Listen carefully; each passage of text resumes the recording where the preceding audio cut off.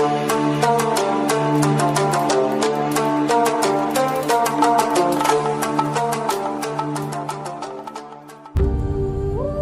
दोस्तों, आप सभी का स्वागत है। आज की ये मोटिवेशनल स्टोरी ईमान का ज्ञान बताएगी। तो चलिए शुरू करते हैं। दोस्तों, काफ़ी समय पहले की बात है। प्रतापगढ़ नाम का एक राज्य था।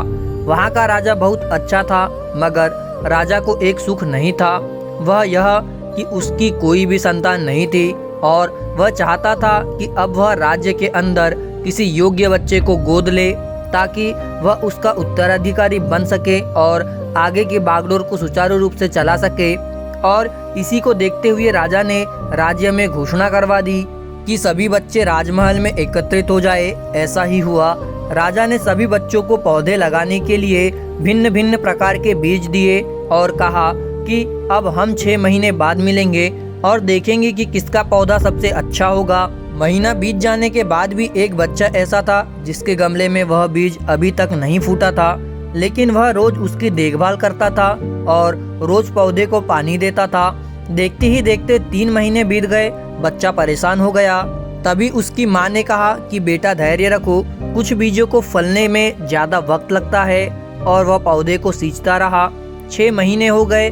राजा के पास जाने का समय आ चुका था, लेकिन वह डरा हुआ था कि सभी बच्चे के गमले में तो पौधे होंगे और उसका गमला खाली होगा। लेकिन वह बच्चा ईमानदार था और सारे बच्चे राजमहल में आ चुके थे।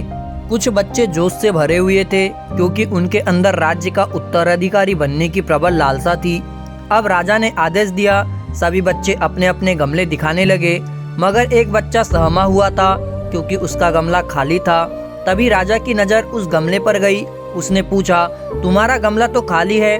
तो उसने कहा, लेकिन मैंने इस गमले की 6 महीने तक देखभाल की है। ईमानदारी से खुश था कि उसका गमला खाली है, फिर भी वह हिम्मत करके यहाँ आ तो गया। सभी बच्चों के गमले देखने के बाद राजा ने उस बच्चे को सभी के सामने बुलाया। बच्चा सहमा हुआ गया।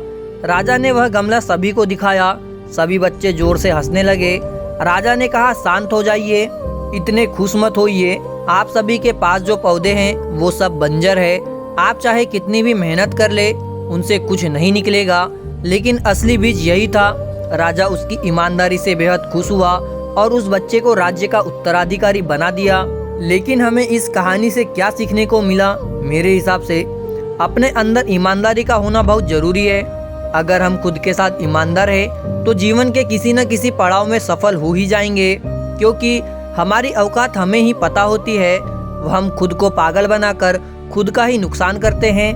दोस्तों, आपके लिए बहुत मेहनत से पोस्ट लाते हैं। एक लाइक ज़रूर करें और कमेंट्स करके ज़रूर बताएं कि वीडियो आपको कैसा लगा, और चैनल को सब्सक्राइब ज़रूर से ही करिएगा।